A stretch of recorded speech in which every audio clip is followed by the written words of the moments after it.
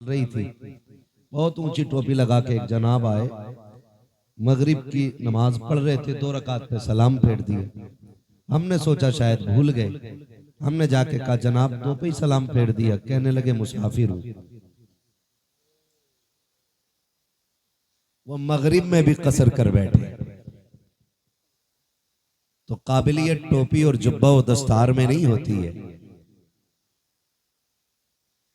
आप इमाम अच्छे रखें ताकि नमाज अच्छे से अदा होती रहे। वरना कई बार मस्जिदों में जाना होता है ना, कारी मोहम्मद अली साहब माशाल्लाह हमारे अच्छे हाफिज भी हैं, शानदार कारी भी हैं। ये जितनी अच्छी नात पढ़ते हैं ना, उससे कहीं ज्यादा अच्छा ये कुरान पढ़ते हैं। कभी इनसे कुरान भी सुनिएगा, कभी कहिएगा आज हमें कुरान सुनाए। लेकिन शौक खत्म होता जा रहा है कुरान का हमारे बीच से। पता ही नहीं है कुरान की तिलावत की लज्जत क्या है। कुरान में अल्लाह ने वो कैफियत रखी है, अगर समंदर के किनारे अच्छा कारी पढ़ दे तो वाकई मछलियां तैरना भूल करके किनारे पे कुरान सुनने आ जाए। नात पढ़ना इन्होंने बाद में शुरू किया, कई सारे किरात के मुकाबले जीते। तो ये शानदार कारी भी हैं। और कुछ लोगों के इल्म में इजाफा करने के लिए बता दूं कि जहां शानदार हाफिज हैं, कारी हैं, अच्छे आलिम भी हैं, फाजिल भी हैं। हाँ, कई बार नात खां जब नाम आता तो तसव्वुर में जहालत आती है। ये भी समझ लें, कमेंट में लोग कुछ भी लिख देते। कभी घर आओ तो इंशाअल्लाह गर्दाने भी याद कराएंगे। मुल्ला हसन भी पढ़ाई जाएगी, हाँ काफिया भी समझाई जाएगी। शुक्र है अल्लाह का, हमने चलते फिरते लोगों से नहीं पढ़ा है। हम तो खुल के कहते हैं, हमारे उस्तादों में शेखुल हदीस हजरत अल्लामा आकिल मिसबाही साहिब किबला जैसी शख्सियतें आती है, जो आज मंजर इस्लाम में दिलो जान से खिदमत अंजाम दे रहे हैं। मजाक बात नहीं है, बुखारी शरीफ की शरह लिख रहे हैं। कई जिल्दें मंजर आम पर आ चुकी हैं और अभी काम जारी है। ये काबिल लोग हैं। तो खुदा तौफीक देना, तो कभी मोहम्मद अली भाई से कहिए एक रुकू भी सुनाए। अभी 1.5 घंटा बाबू नात पढ़ी है इन्होंने। अल्लाह आप लोगों को सलामत रखे, इमाम अच्छे रखिए। कई बार मस्जिदों में जाना होता है ना, तो दिल करता नियत तोड़ के भाग जाए। इमाम ही ऐसे रख रखे, जब 5 किलो गल्ला दोगे तो इमाम ऐसे ही मिलना है ना। थोड़ी तनख्वाहों में इजाफा करें, अच्छा इमाम रखें। इमाम अच्छा होगा, इबादत अच्छी होगी। कितने लोग मस्जिद में 5 टाइम जाते हैं? हाथ ना उठाओ भैया, झूठ भी उठ जाएंगे, नीचे कर लो। खुद महसूस करें, अपने आप से पूछें क्यों? क्योंकि कभी कभी दिल नहीं लगता मस्जिद में। उसकी एक वजह यह भी है कि अच्छे कुरान पढ़ने वाले लोग नहीं, काबिल लोग रखिए। और हम तो ये सोचते हैं अगर एक दिन इमाम साहब घर चले जावे ना, तो मुक्तदियों में झगड़ा हो जा, मुसल्ले पे मुझे आना। दुख चल गए तो मुझसे पहले तू कैसे इमाम साहब के पीछे मैं खड़ा होता हूँ। कभी कह रहे आजान मैं पढ़ता हूँ, नमाज भी मैं ही पढ़ाऊंगा। मुसल्ला इतना हल्का ना समझिएगा, हम सारे ही आला हजरत वाले लोग हैं। किसी ने आला हजरत से पूछा आपको कितना इल्म है? इल्म कितना है? आज तक तहकीक चल रही है, एक एक शेर की तशरीह हो रही है, लेकिन शेर की तशरीह मुकम्मल नहीं हो रही है। सैकड़ों साल बीत गए, लेकिन आला हजरत अभी समझ में नहीं आ रहे। तो वो क्या कहते हैं? उन्होंने कहा कि बस इतना इल्म है कि मैं अपनी नमाज सही पढ़ लेता हूं। अब सोचिए कितने इल्म की जरूरत है नमाज के दुरुस्त होने के लिए, कितने इल्म की जरूरत है। नमाज के दुरुस्त होने के लिए आला हज़रत जैसा आलिम कह रहा है कि बस इतना इल्म है कि अब अपनी नमाज दुरुस्त कर लेता हूं। यहाँ तो एक आए टोपी ओढ़ के, दाढ़ी भी पूरी थी, उनसे कहा नमाज पढ़ा तो कह रहे होले वाली पढ़ा लेता मैं। जोर से वाली नहीं पढ़ा पाता, होले वाली, धीरे वाली। कहा धीरे वाली क्या तेज वाली क्यों नहीं? कहा इसमें भूल जाता हूं। तो ये कंडीशंस हमारी हैं। ये जो हमारे जलसे होते हैं ना, इन जलसों का मकसद क्या है? इन जलसों का मकसद सिर्फ इतना होता है ताकि हम इन जलसों में आके ये सीखें कि हम दुनिया में आए क्यों, हमारे दुनिया में आने का मतलब क्या था। आए, इमारतें बनाई, बिल्डिंगें बनाई, प्लॉट खरीदे, चले गए। क्या ये मकसद था? क्या ये हद है? क्या इसीलिए हम आए? नहीं, आला हजरत ने बात साफ कर दी। जमीनो जमा तुम्हारे लिए, मकीनो मकान तुम्हारे लिए, चुनीनो चुना तुम्हारे लिए, बने दो जहां तुम्हारे लिए, दहन में जबां तुम्हारे लिए, बदन में है जान, बदन में है जान, बदन में है जान, बदन में है जान। कुछ लोग अभी सर्दी में ठिठुर के बैठे, बोलना नहीं चाह रहे। बोलेंगे तो गरमाई आएगी। देखा ना, मुझे साइंस आती है, कितनी अंदर की बात बताई। बोलेंगे तो गरमाई आएगी। दहन में ज़बा, बदन में है जान, हम आए यहां, उठे भी वहां। जो नहीं बोल रहे वो उठ जाएं, जो खड़े उन्हें बैठने का मौका मिल जाए। हाँ, कभी कभी ऐसा होता है, उन्हीं को जाम मिलता है जिन्हें पीना नहीं आता है ना। अगर किस्मत से कुछ सुस्त लोग आगे बैठ गए तो वो उठ के उधर चले जाएं, जो मजबूत लोग हैं वो थोड़े से आगे आ जाएं। हम आए यहां, उठे भी वहां, सबा वो चले कि बाग फले, वो फूल खिले कि दिन हो भले, लिवा के तले सना में खुले, रजा की ज़बां, रजा की ज़बां तुम्हारे लिए। अब इतना तो समझ में आ गया हम आए क्यों हैं। एक सवाल आपसे कर लूं, बर्दाश्त करेंगे? निकाह किसकी सुन्नत है? किसकी? हुजूर की सुन्नत है। बारात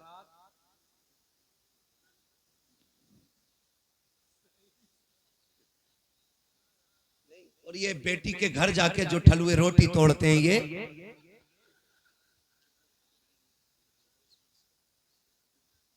समझ रहे हैं ना मेरी बात? मैं कुछ पूछ रहा हूं आपसे। दिल्ली गए थे बचना है ना, जो बारात में जाके रोटी तोड़ते हैं, ये निकाह क्या है? बोले जिनका हो गया वही क्यों बोल रहे हैं? बोलो जरा, क्या है?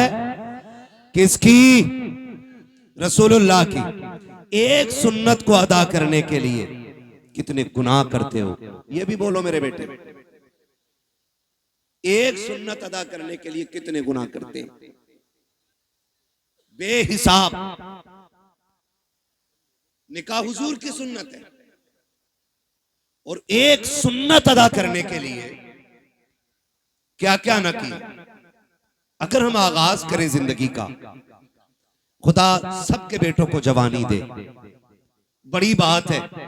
इसलिए कि बेटे के सर पे सेहरा देखना ये माँ का सबसे बड़ा ख्वाब है।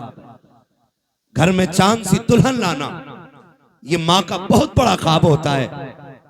जब बेटा बाप के कंधे के बराबर खड़ा होता है ना, तो बाप का सीना फख्र से ऊंचा होता है, झुकता नहीं है।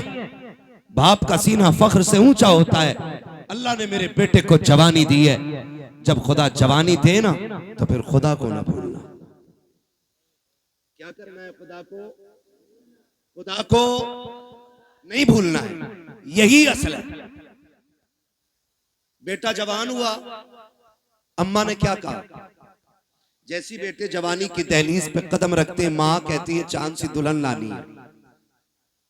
मैं समझता हूं हर माँ की कहानी ये होगी क्योंकि हर माँ अपने लाल से बेपनाह प्यार करती है। मैं कहूं कि मोहम्मद रजा भाई की माँ प्यार करती है, सिर्फ ये गलत होगा। मेरी माँ प्यार करती है, सिर्फ ये भी गलत होगा। आपकी माँ प्यार करती है, सिर्फ ये गलत होगा। हर माँ का एक ख्वाब होता है, मेरा लाल जवान हो, सेहरा पहने, दुल्हन चांद सी मैं ढूंढ के लाऊं। मुझे तो हैरत होती है ना, जब बहुएं आके शिकायत करती, मौलवी साहब कोई तावीज होगा जिससे मेरी बहू का लड़ना खत्म हो जाए। तो मैं कुछ देर सोचता हूं कि इसे ये हो क्या गया है, शिकायत कौन सी लेके आई है, पूछो बात क्या हो गई। तो एक सीधी बात कहती है, पता नहीं मेरी सास को जलन होती है मुझसे। ये एक बेटा मेरी बात कान खोल के सुन ले और याद रखिएगा, अगर एक रात के जलसे से जन्नत मिलती ना, तो हुसैन 72 गर्दनें नहीं कटवाते करबला में। ये भी कान खोल के सुन लीजिए, अगर जन्नत इतनी सस्ती होती ना, तो फिर करबला में हुसैन ने 71 लाशें नहीं उठाई होती। महंगी है जन्नत, उसे बचा के रखना जरूरी है, बचा के रखना जरूरी है। जब आके ये शिकायत की जाती है ना कि मेरी सास मुझसे चलती है, मेरा एक सवाल हर बहू से है, तुझे पता है तुझे कितनी हसरतों से लाई है। जब बेटा 12 साल से ऊपर चढ़ा था ना, तभी से उसने दुल्हन के तस्करे शुरू कर दिए थे। तभी से रिश्तेदारी में जाके कहती थी, सुनो बेटा 15 साल का हो गया, बेटा 18 का हो गया, मेरा बेटा 19 का हो गया। हम भी दुल्हन देख रहे हैं, क्यों? ताकि किसी अच्छी दुल्हन का पता मिल जाए, अच्छी दुल्हन का पता मिल जाए। मेरी बहन, मेरी बेटी, कान खोल के सुन, कोई माँ किसी बहू की दुश्मन नहीं होती है। किसी माँ को अपने बेटे की शरीक हयात से जलन नहीं होती है। आप अगर ये पूछें फिर ये झगड़े कैसे, एक सीधी सी बात है, याद रखिएगा ये सबक जाके बहन बेटी को पढ़ाना, कहना सुनो माँ हर बहू के अंदर एक अच्छी माँ देखना चाहती है। माँ हर बहू के अंदर एक अच्छी माँ देखना चाहती है। वो ये चाहती है कि जितनी फिक्र मैंने अपनी बेटे की है, उतनी ही फिक्र, जाने दीजिए, उतनी ही फिक्र मेरे बहू को होनी चाहिए, उतनी ही फिक्र। मैं खुद समझता हूं मेरी तकरीर जितनी अहम थी उसी वक्त मुझे मौका दिया गया। मुझे खुद भी पता है, मुझे इस वक्त मौका देने का मतलब यह है कि तकरीर इतनी जरूरी नहीं है। बस ये है जो लोग बाहर से आए, मुझे पता, मैं उनके लिए बोल रहा हूं। अल्लाह आपको सलामत रखे। जरा कह दें या रसूल अल्लाह। मैं किसी को डांटूंगा नहीं, मर्जी है जिसे उठ के जाना चाहे चला जाए। मेरा उसूल है, महबूब की महफिल को महबूब सजाते हैं, आते हैं वही जिनको सरकार बुलाते हैं। तो एक बहू के अंदर माँ एक अच्छी माँ देखना चाहती है। तो ये जो शिकायतें चल रही है ना छोटी छोटी, कहीं ना कहीं हमने इनमें कमियां की, कहीं ना कहीं हमने इसमें गलत किया। जब हम आए हुजूर के लिए थे तो जिंदगी किसके लिए जी रहे? आज के हालात आप देखें, हमारी कंडीशन क्या है। हम सारे दुश्मनों के निशाने पे बैठे हुए हैं। आज सारी इस्लाम दुश्मन ताकतें मुत्तहिद हो गई और सबका एक ही मिशन है, मुसलमानों को मिटाया जाए, इस्लाम खत्म किया जाए। मैं कसम खा के कह सकता हूं, सुबह कयामत तक न मुसलमान मिट सकता है और ना ही इस्लाम मिट सकता है। इसलिए कि इस इस्लाम की बुनियाद इस उम्मत को मेरे नबी ने बनाया है और इस दीन की हिफाजत मेरा खुदा कर रहा है। फानूस बन के जिसकी हिफाजत हवा करे, वो शम्मा क्या बुझे जिसे रोशन खुदा करे। तो ये दीन मिट नहीं सकता है, लेकिन आपको होशियार होने की जरूरत है, आपको होश में आने की जरूरत है, आपको होश के नाखून लेने की जरूरत है। कितनी तेजी के साथ बेटियां मुर्तद हो रही हैं। आपके बरेली सबसे आगे इस लिस्ट में है कि सबसे ज्यादा अगर दीन छोड़ा है तो आपके बरेली की बेटियों ने दीन छोड़ा है। मैं खुल के कह रहा हूं, क्या किया हमने उनके लिए, कितनी तहरीकें चलाई, कितनी तंजीमें बनाई, कितनी कमेटियां बेटियों की हिफाजत के लिए बनाई गई, मुझे बताया जाए। बस जितनी देर खबर आती है बेटी फलां की भाग गई, उतनी देर गुस्सा आता है, उतनी देर प्लानिंग होती है। अगला सूरज निकला फिर वही बेढंगी चाल। कौन बचाएगा इन बेटियों को आकर के? क्या फिर से उमर इब्न खत्ताब को आना है? क्या फिर से शेर खुदा को आना है? क्या फिर कोई सलाहुद्दीन आएगा? क्या फिर कोई मोहम्मद बिन कासिम आएगा? क्या फिर से किसी खालिद बिन वलीद को आना है? नहीं, जिनको आना था आ चुके। अब या तो तुझे खालिद बिन वलीद बनना है या मुझे खालिद बिन वलीद बनना है। ये बात कान खोल के सुन लीजिए। मुझे नारों की जरूरत नहीं, तुम्हारी वाह की जरूरत नहीं। मेरा उसूल है, मैं आईना को दिखाऊंगा दाग चेहरे के, जिसे खराब लगे सामने से हट जाए। हमें फैसले करने पड़ेंगे, हमें जजमेंट लेना पड़ेगा, यहां बैठ करके ये इत्तेफाक राय करना पड़ेगा कि बेटियों को बचाना कैसे। किसी की एक गई, एक के जाने से कोई फर्क नहीं पड़ता है। लाखों भी चली जाएं तो इस्लाम पे फर्क नहीं पड़ता है, इसलिए कि इस्लाम शान वाला था, शान वाला है और शान वाला तकलीफ कब होती है? जब वो किसी गैर के बिस्तर पे बैठ के कहती है मैं अब्दुर्रहमान की बेटी हूं, मेरा नाम फातिमा है, तब दिल धड़कना छोड़ देता है। तब जी में आता है ये नाम लेने से पहले इसकी जबान कट क्यों नहीं गई। हमें सोचना पड़ेगा हम कर क्या रहे हैं। आबादी कम है हमारी, तादाद कम है हमारी, मुझे बताओ पैसा कम है हमारे पास। हमारे पास जितना पैसा आया हमने या तो प्लॉट खरीदे या होटल बनाए या हमने बिजनेस आगे बढ़ाया, लेकिन कौम के फ्यूचर के बारे में किसी ने नहीं सोचा।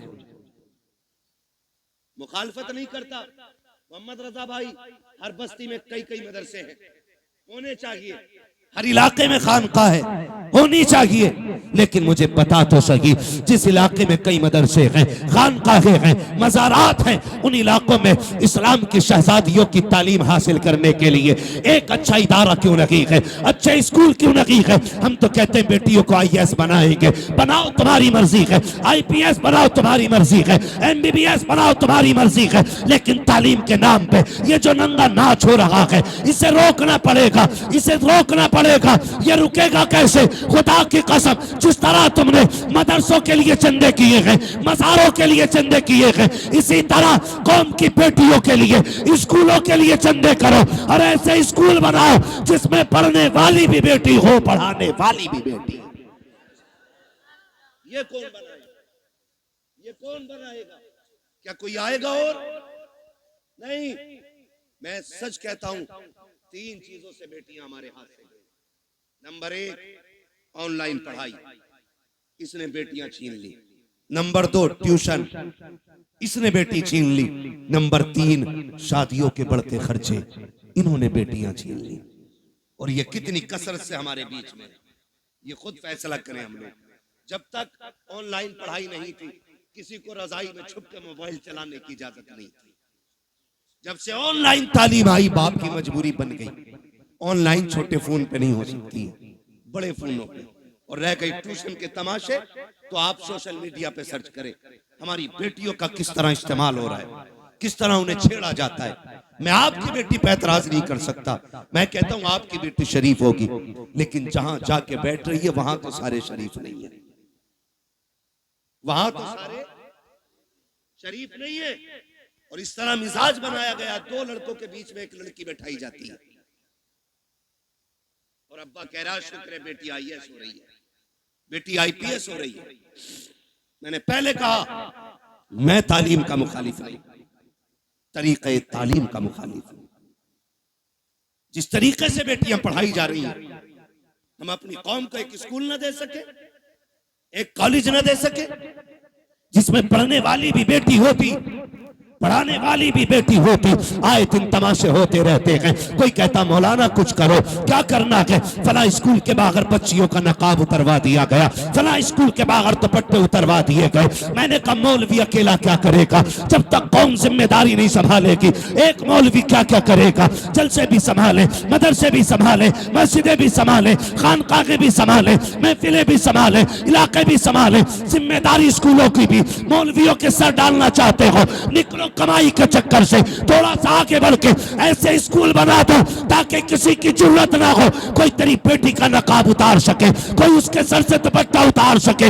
उससे कह दो बेटी भी हमारी है, स्कूल भी हमारा है, तालीम जो भी होगी कनीज़े फातिमा ज़हरा बना के बेटी पढ़ाई जाए। तरह बेटियां पढ़ाओ, वरना वो दिन दूर नहीं है, तेरी मेरी बेटियां तेरे मेरे घर से निकल जाएंगी और रोने के सिवा कुछ नहीं होगा। और ये बेटियां जो हाथों से निकल गई, इसकी सबसे बड़ी वजह है बाप और भाइयों का नशेड़ी और शराबी होना। सुन लो कान खोल करके, मुझे मतलब नहीं है दोबारा बुलाया जाए या ना बुलाया जाए, ये सबसे बड़ी वजह है। जब बाप या भाई शराब के नशे में धुत पड़ा रहेगा तो घरों की रखवाली कौन करेगा? हम कहां गिर गए? पार्टी के नाम पे शराब, दोस्तों की दावत के नाम पे शराब, बिजनेस में फायदा हो गया उसके नाम पे शराब, अब तो शादियों में शराब चलने लगी। किसकी नजर लगी इस कौम मुस्लिम को, मैं पूछना चाहता हूं। किसकी नजर खा गई कि हमारी कौम तबाही की तरफ जा रही है? हुआ क्या है हमें? खुदारा संभालो अपनी नस्लों को, वरना मुसलमान कहते हुए गैरत आएगी। डॉक्टर इकबाल ने बहुत पहले कहा था, यूं तो सैयद भी हो, मिर्जा भी हो, अफगान भी हो, तुम सभी कुछ हो, बताओ कि मुसलमान भी हो। आज कौन सा झगड़ा नहीं है? कोई कह रहा मैं पठान हूं, कोई कह रहा मैं अंसारी हूं, कोई कह रहा मैं शेख हूं। यही झगड़े रह गए थे, कोई दूसरा काम नहीं बचाता। ओ भाई सुन कान खोल करके, किसी पठान को कोई अजमत और रिफत हासिल नहीं है, किसी खसाब को कोई अजमत हासिल नहीं है। खुदा की कसम, अल्लाह के नजदीक सबसे ज्यादा इज्जत वाला वो होता है जो सबसे ज्यादा तकवे वाला होता है। अगर नाज करना है, सजदों की कसरत पे नाज करो, कुरान की तिलावत पे नाज करो, अपने आप को देखो, मुहासबा करो, आईने के आगे खड़ा कर और पूछ तो सकी, कितनी रातें ऐसी गुजरी है जिसमें तुमने खुदा को मनाया है, कितनी रातें ऐसी गुजरी है जिसमें रब को राजी किया है। अगर एक रात भी ऐसी नहीं है तो हंसने का मौका नहीं है, खुश होने का मौका नहीं है। एक रात ऐसी निकाल ले कि जब दुनिया सोती हो तू मुसल्ले पे आ जा, अपने रब को रो के दिखा दे। खुदा की कसम, तो आंसू गिराना तेरा काम है, जन्नती बना देना खुदा का काम। लेकिन हम तो डांस भी करते तो नात के नाम पे, शादियों के नाम पे शराबें। कह रहा हमें पढ़ाता, कह रहा मौलवी साहब तुम्हें नहीं पता है बियर में नशा नहीं होता, एनर्जी